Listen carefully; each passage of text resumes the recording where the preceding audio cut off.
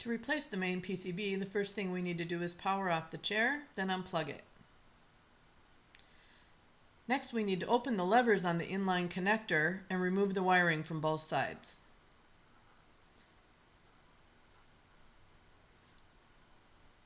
If you're working on the chair that's connected to a kiosk system, remove the kiosk cable harness from the cable guide, as well as the cable from the main PCB. Next, we'll use a Phillips head screwdriver to remove the 3 screws that secure the rear shroud to the chair.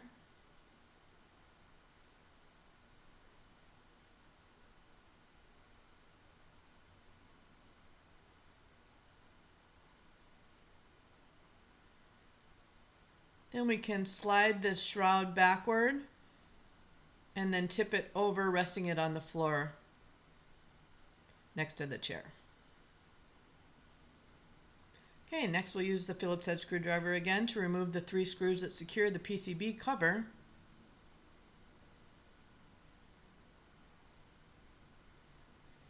And we can remove that cover. You'll need to pull it firmly at the rear as there are tabs installed over slots that have a rather secure connection.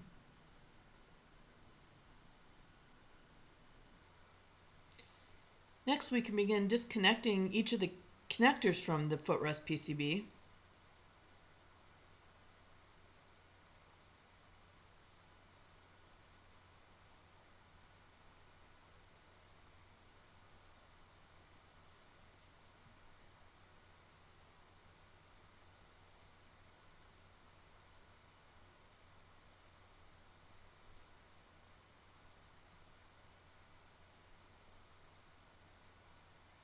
And then we'll use a Phillips head screwdriver to remove the 4 screws that secure the PCB to the chair.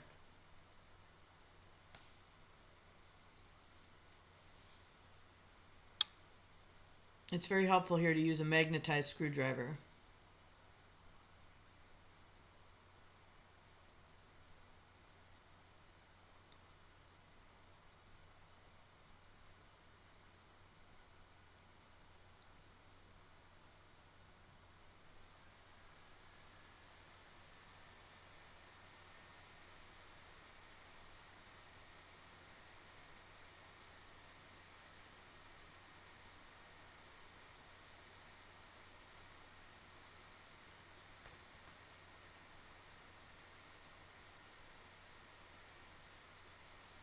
Okay, then we can remove the PCB from the chair.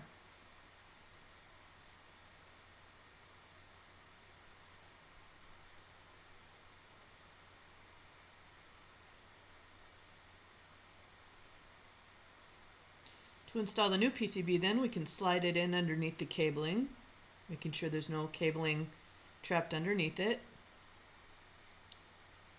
And then we can replace the 4 screws to secure it.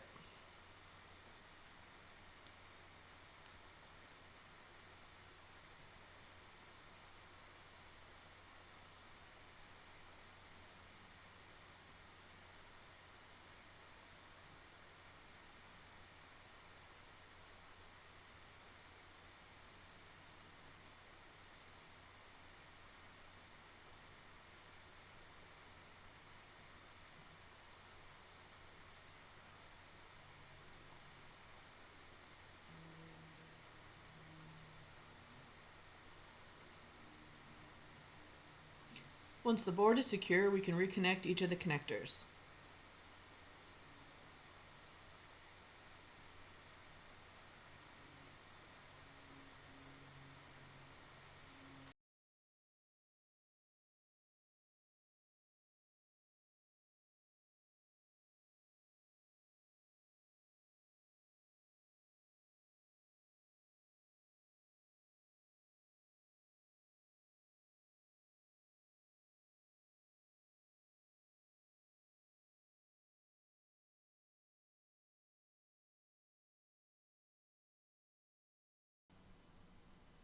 Okay, now we're ready to replace the PCB cover. Note the tabs in the rear of the PCB area. You need to install the slots on the PCB tray over those tabs and push down firmly to secure it. Use your hands to make sure that the slots are installed successfully over those tabs.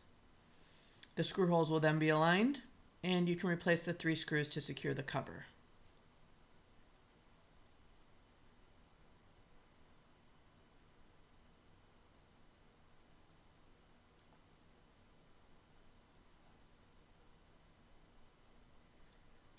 Okay, next we need to remove the 9 screws that secure the plastic panel to the underside of the shroud.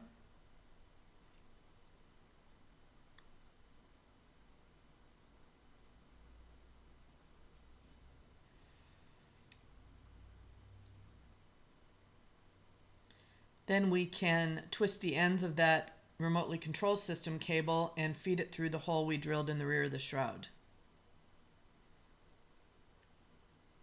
Next, we're going to install a zip tie temporarily on the casing, just on the outside of the shroud, just to keep that wiring from falling back into the shroud while we're reinstalling the shroud on the chair.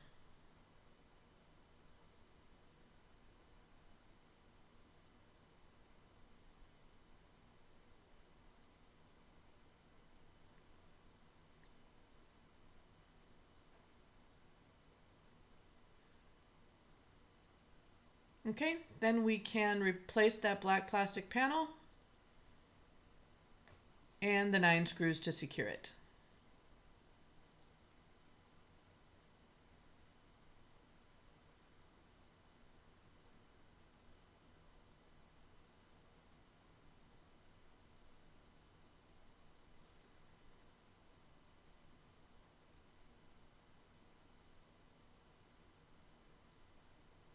Okay, then we can flip that shroud back over carefully into position, putting as little strain on that cable as possible, and slide it into position. Now it's important that the edges of the shroud are installed between the black plastic side panels and the guides. In this case, it is not, so you can see he had to move the shroud over to the outside of the guide, so it's installed between the guide and the side panel. Okay, once the shroud's installed properly, we can replace the 3 screws to secure it.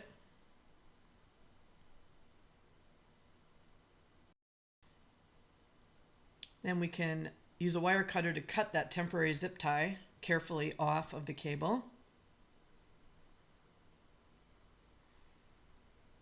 Twist the ends of each wire, and then we'll install those into the inline connector. If you're working on a chair connected to a kiosk system, it's important to install the positive wire on the right and the negative on the left, or the blue wire on the right and the green wire on the left.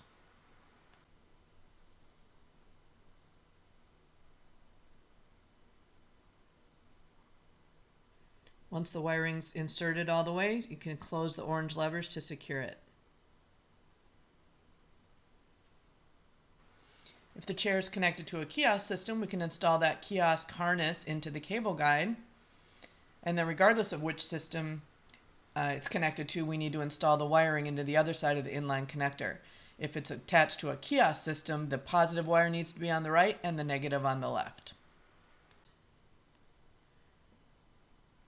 Okay, then we can plug in the chair, power it on, and we're done.